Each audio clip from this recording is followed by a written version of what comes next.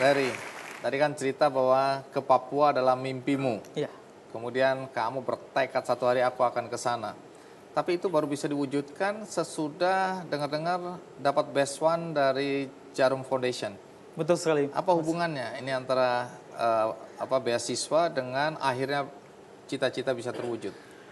Reri itu memperoleh beasiswa Jarum, itu angkatan ke-27 sejak kuliah.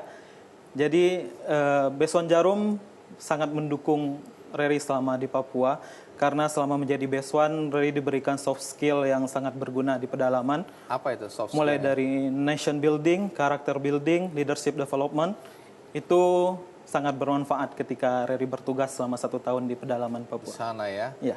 Dan waktu Reri masuk, sporternya banyak. Coba yang sporternya Reri angkat tangan. Coba berdiri. Sporter berdiri. Wow. Oke. Makasih, silakan duduk lagi. Bagaimana reaksi Reri pertama kali melihat alam Papua, melihat kondisi masyarakat di sana? Kalau melihat kondisi alam itu luar biasa indah sekali Papua.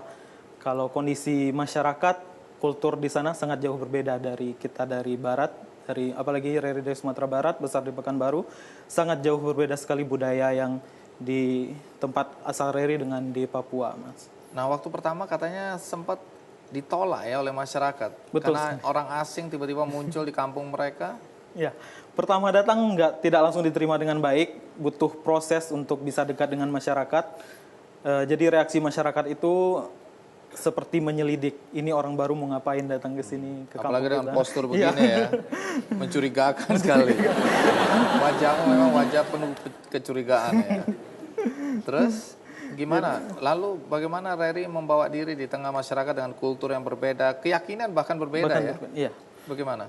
Di awal-awal mulai melakukan interaksi, berkunjung ke rumah-rumah warga, intens dengan anak-anak, menciptakan hal-hal yang menyenangkan. Jadi anak-anak bercerita di rumah, jadi orang tua jadi welcome terhadap Reri di sana. Bisa strategi ya. Baik. Sebelum kita lanjutkan, tentu Anda ingin melihat dari dekat apa yang dilakukan Reri di pedalaman Papua. Mari kita simak liputan berikut ini.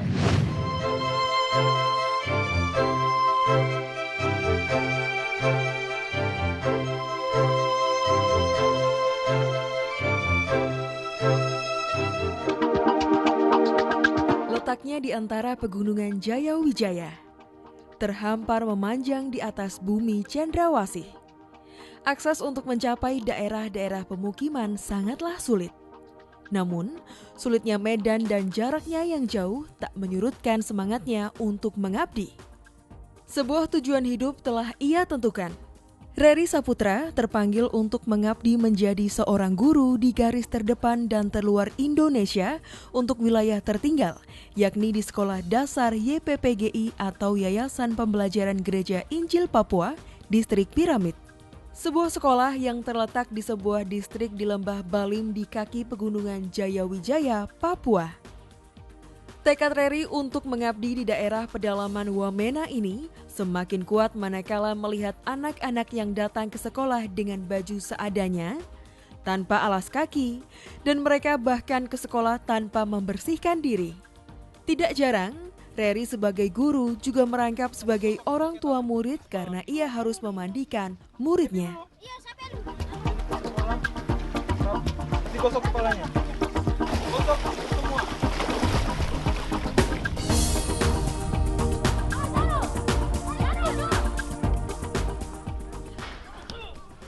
Negara dipimpin oleh seorang presiden. Tahu presiden kita siapa? Kita tidak tahu. Jokowi tahu semua. Betul. Sebagai seorang guru, Reri awalnya merasa kesulitan karena tidak banyak anak yang mengenal huruf dan angka. Namun, dengan perhatian, kesabaran, dan keteguhan hati, Reri mengajarkan anak-anak baca, tulis, dan berhitung. Sepatu. Ya, kalau sepatu itu pakai sepatu, bukan? Sopa. Coba tulis SECPAT. Tidak hanya itu, Reri juga mengajarkan tentang nasionalisme, mengenalkan negara, bahasa, bendera, dan keragaman keyakinan kepada anak-anak distrik Piramid.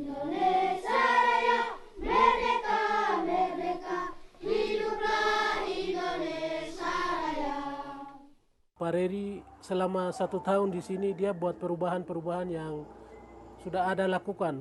Jadi ada bukti. Setelah itu anak-anak juga sudah lihat dan orang tua murid juga mereka sudah merasakan. Jadi saya melihat Pak Reri ini memang dia buat sekolah ini ya yang tidak ada menjadi ada banyak pendidikan atau pelayanan yang dia lakukan di kelas, di luar, di rumah, pokoknya semua itu. Kini, perjuangannya pun tak sia-sia. Keberadaan Reri diterima dengan baik oleh masyarakat setempat.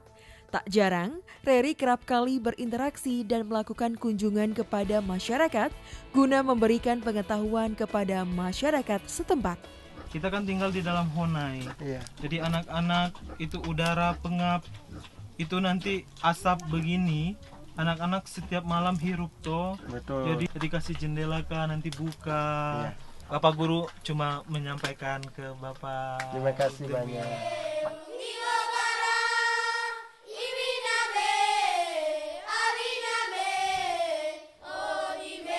Kini Reri sudah mantap untuk mengabdi menjadi guru di distrik Piramid, Papua.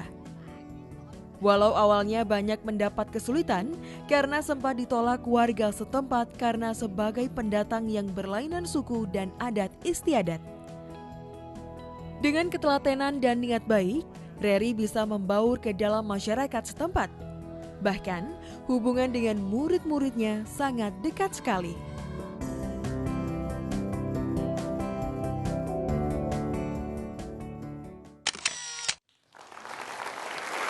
Ya, nanti kita akan bahas soal gambar-gambar di video ya. Ada bapak guru juga merangkap tukang mandiin anak-anak, ya. Nah, tapi waktu pertama datang sebagai anak kota, apa tantangan terberat yang dihadapi Reri di sana? Yang pertama datang ketika sampai di sekolah, Reri menemukan sekolah yang kosong. Kosong. Iya, dengan bendera robek yang berkibar. Kemudian datang anak-anak satu persatu hanya berjumlah 20 orang. Itu sudah dari kelas 1 sampai kelas 6. Tidak pakai seragam sama sekali, dengan ingus kental yang meleleh, rambut penuh jerami, kemudian tanpa alas kaki yang berlumpur karena berjalan dari gunung dan lembah untuk sampai ke sekolah. Kenapa sepi dan kenapa cuma 20 anak yang ada? Karena tidak ada guru sama sekali. Anak-anak hanya datang ke sekolah, bermain bola lalu pulang. Itu kebiasaan selama 3 bulan terakhir kondisi di sekolah. Guru-guru kemana? Guru pegawai negeri hanya 1. Kebetulan saat itu ketika Reri datang sedang cuti hamil melahirkan. Kemudian kepala sekolah tinggal di kota Wamena. Jadi naiknya cuma setiap hari Kamis. Tidak pernah naik ke sekolah. Jadi kondisi anak-anak seperti itu artinya kemampuan mereka jauh di bawah rata-rata ya? Jauh di bawah rata. Itu kondisi awal yang Reri lihat Iya. dari luar. Iya. Kemudian bawa anak-anak ke dalam kelas. Jadi kita lakukan ini dulu, pengenalan terhadap anak-anak, kemampuan anak-anak. Tambah kaget lagi. Dari kelas 1 sampai kelas 6 kemampuannya sama. Tidak bisa baca, tulis, dan hitung. Kelas 1 sampai kelas 6 kemampuannya sama, yakni tidak bisa baca dan tulis, berhitung. hitung. Ya. Artinya tidak bisa apa-apa. Tidak Ya? bisa apa-apa. Bisanya main bola. Bisanya main bola, iya. Kalau kita lihat di video tadi, Reri mandiin anak-anak. Iya. Apa yang terjadi sebenarnya? Anak-anak datang ke sekolah pagi-pagi tanpa seragam, tanpa alas kaki berlumpur, hidung beringus, kemudian rambut penuh jerami. Itu Tunggu, nggak akan. jangan ngomongin rambut lah, nggak enak. Terus?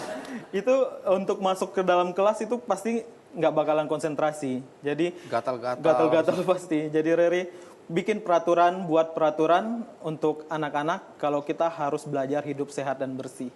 Dengan cara? Dengan cara belajar untuk mencuci tangan, kaki, dan muka sebelum masuk kelas.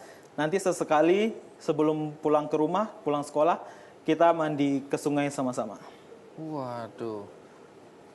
Itu setiap hari seperti itu? Kalau mandi tidak setiap hari, tapi kalau cuci tangan, cuci muka, bersihkan hidung, itu sebelum masuk kelas pasti. Baik, mandi tergantung kebutuhan ya. Nah, yang menarik juga di situ ketika ditanya siapa Presiden Republik Indonesia, Iya, nggak ada yang tahu. tidak tahu. Kenapa nggak dibohongin Andi Noya? Coba kita atur lain kali ya. Jangankan presiden, Apa? negara kita aja mereka tidak tahu. Oh, terus mereka pikir mereka tinggal di negara mana? Mereka pikir mereka tinggal di negara Papua. Wah, ini bahaya ini. Oke, jadi kondisinya seperti itu ya. Iya. Pengalaman yang paling berkesan selama Reri mengajar di sana apa? Di sana Reri menemukan cinta dan kasih sayang dari penduduk, dari anak-anak, dari semua warga distrik Piramid yang tidak kita temukan di kota. Karena Reri sebelumnya juga pernah mengajar di kota besar, sangat berbeda apresiasi dari anak-anak di kota dengan anak-anak di pedalaman. Mereka jauh lebih semangat dan punya keinginan untuk belajar. Luar biasa. Ya.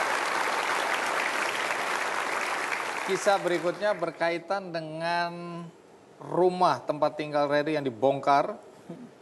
Laptop, handphone, barang-barang berharga dicuri hilang semua. Kemudian juga ada perbedaan yang mencolok, yaitu di sana mereka suka bakar-bakar batu, pesta-pesta dengan daging babi bakar. Sementara Reri adalah seorang muslim. Bagaimana seorang muslim bisa juga mengabdi di daerah yang tadi kalau kita lihat sekolahnya adalah sekolah Kristen. Ini menarik untuk diceritakan, jangan kemana-mana, ikuti terus Ki Candy. Dan bahkan akhirnya yang awalnya mereka masak babi, Bapak Guru tidak makan, kemudian bakar batu berikutnya mereka menyediakan ayam untuk Bapak Guru.